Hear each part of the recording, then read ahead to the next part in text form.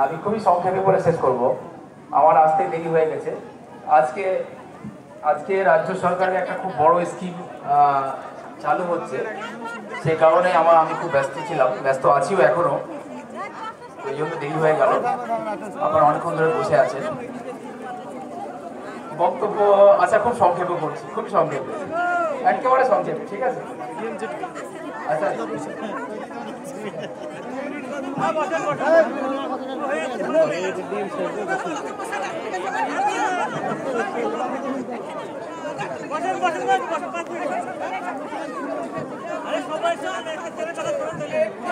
আচ্ছা বসেন বসেন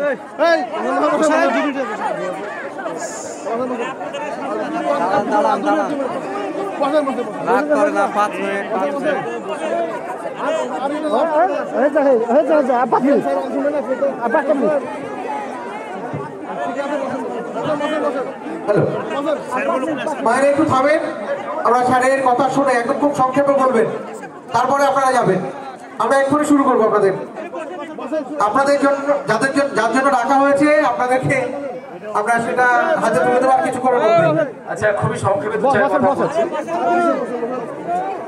আপনারা অনেক কষ্ট করে অনেকক্ষণ বসে আছেন, আর 5 মিনিট। আমি যখন এখানে আসলাম রাস্তা দিয়ে, মাঠের মাঝখানে আমি প্রথমে বিশ্বাসই করতে পারিনি যে এখানে কোনো এ ধরনের প্রতিষ্ঠান থাকতে পারে। মাঠে যখন সব চাষবাস হচ্ছে, এখানে যে মানুষেরও এত সুন্দর চাষ হয়, এটা আমি দেখে প্রথমে আমি চমকে গেছি। আজকে সমাজে, আজকে অনুষ্ঠানে উপবিষ্ট, আজকে আইজুদ্দিন সাহেবের আমি প্রথমে বলি, উনি মঞ্চে উপবিষ্ট আছেন, ওনার কথাই বারবার ঘুরে আসছে। আমাদের হাতেমুল সাহেব আমার খুব পরিচিত মানুষ, আমার দীর্ঘদিনের পরিচিত মানুষ। আমাদের জেলা পরিষদের মেম্বার জিল্লুর সাহেব, আমার ভাই বিডিও সাহেব রয়েছেন, আর সমাজের অনেকে গণ্যমান্য ব্যক্তি রয়েছেন। আমি সবার নাম এখন আমার মুখস্থ হয়নি, আমি অল্প দিনে এসেছি। আর যারা এটা চালাচ্ছেন তারা যারা টিচার এবং ম্যানেজমেন্টে যারা আছেন, এবং সামনে যারা বসে আছেন ভাই বোনেরা, বয়স্ক, আমার কি বলবো, আমার দিদিমারা, দাদুরা। আমরা যখন প্রথমে কোনো অনাথ ছেলের লোকের নাম মনে করি, কার নাম কোথায় মনে আসে বলুন তো? কার নাম মনে আসে পৃথিবীতে? বিখ্যাত লোক কে? যার অনাথ, যে কোনো অনাথ পৃথিবীতে যার কথা মনে করে কে? তার নামটা কি বলুন? নবী মোহাম্মদ। কি নাম? কি নাম বলুন? নবী মোহাম্মদ, হযরত মুহাম্মদ সাল্লাল্লাহু আলাইহি সাল্লাম।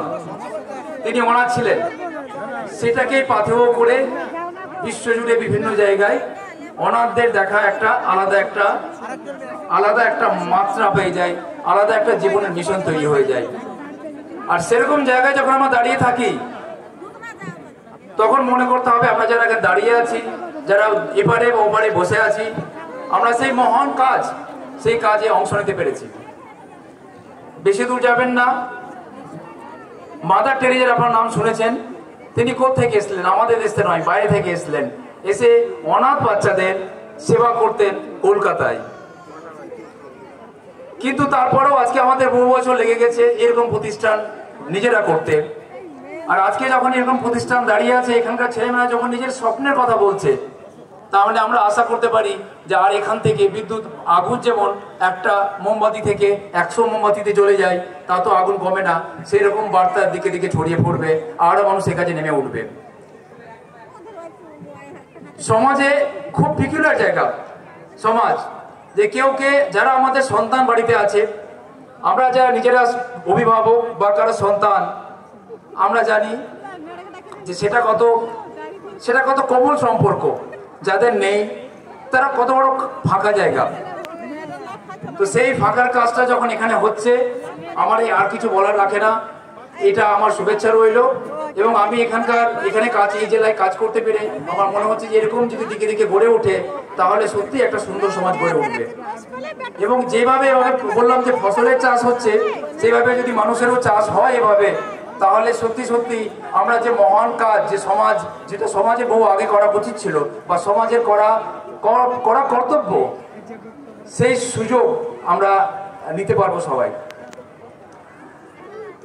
আপনারা জানেন যে আজকে আপনি যদি কোনো মানুষকে 10,000 টাকা দিয়ে দেন, 500 টাকা দিয়ে দেন, 5 লাখ টাকা দিয়ে দেন, খুব বেশি পরিবর্তন হবে না। কিন্তু বিদ্যা যদি কারো মাথায় ঢুকে দেওয়া যায় তাহলে সারা পৃথিবী সে নিজের জায়গা খুঁজে নেবে। তো যারা আজকে এখানে যারা পড়াশোনা করছে এত সুন্দর মনোরম পরিবেশে, এবং এই পরিবেশটা যেমন যারা এখানে খুব অর্থকারী বাড়ির ছেলেমেয়েরা তারা যেমন বাড়িতে থাকে, এখানেও যে বাড়িতে যারা থাকছে তারা এইটুকু যদি গর্ববোধ করে না আমাদের সঙ্গে সবাই আছে, আমরা সেই একই রকম বাড়িতে আছি, একই সুযোগ সুবিধা পাচ্ছি বা কি বেশি সুযোগ সুবিধা পাচ্ছি, তাহলে মনে হয় আমরা সমাজে সে কর্তব্য আমরা পালন করতে পারবো। আজকে এইসব ব্যাপার নিয়ে কথা বলতে অনেক ভালোই লাগে। আজকে আমি আর কথা বাড়াচ্ছি না। যারা আজকে অনেকক্ষণ ধৈর্য ধরে আছেন, আপনারা যারা আজকে বিভিন্ন পরিষেবা আজকে নেবেন বা পরিষেবা দেবেন, এটা আমি শুভেচ্ছা কামনা করছি। এবং সরকারি পরিষেবার বাইরে সমাজ যদি এভাবে এগিয়ে আসে তাহলে সত্যি সত্যি সমাজ যখন নিজের দায়িত্ব নিজে দিতে শুরু করবে, যে সমাজ ধরুন আমি 1 কোটি টাকার গাড়ি নিয়ে ঘুরে বেড়াচ্ছি, আমার বাড়ি খরচা করছে 10 কোটি টাকার, আর আমার সমাজের পাশের বাড়ি অনাথ বসে আছে, কেউ ভিক্ষা করছে, কারো ঠান্ডা লাগছে, কারো বাড়ি নেই, কেউ পড়া ছেড়ে দিল, কেউ বাইরে কাজে চলে গেল, সেই মূল্য সেই অর্থ অভিশাপ ছাড়া কিছু নয়। এই অভাব এই বোধ আমাদের আসতে হবে। এই বোধ সমাজেরই তৈরি করতে চেয়েছিলেন কে, আমি যার নাম দিয়ে প্রথমে বক্তব্য শুরু করলাম। আজকে যারা এখানে আছেন, এখানকার এলাকার জনগণ যারা এই প্রতিষ্ঠানকে টিকিয়ে রেখেছেন, আমি বিশ্বাস করি না জাহিদুদ্দিন সাহেব এটা একাই টিকিয়ে রেখেছেন। যারা পথে ঘাটে আশেপাশে যারা যেখানে আছেন এটার দিকে ভালোবাসার দিকে তাকিয়েছেন, সবার প্রতি আপনারা আমি শুভেচ্ছা জ্ঞাপন করছি এবং আমি এই অংশে যুক্ত থেকে নিজেকে খুব গর্বিত মনে করছি। খুবই ভালো লাগছে। সবাইকে অশেষ আমার শুভেচ্ছা রইল। ধন্যবাদ।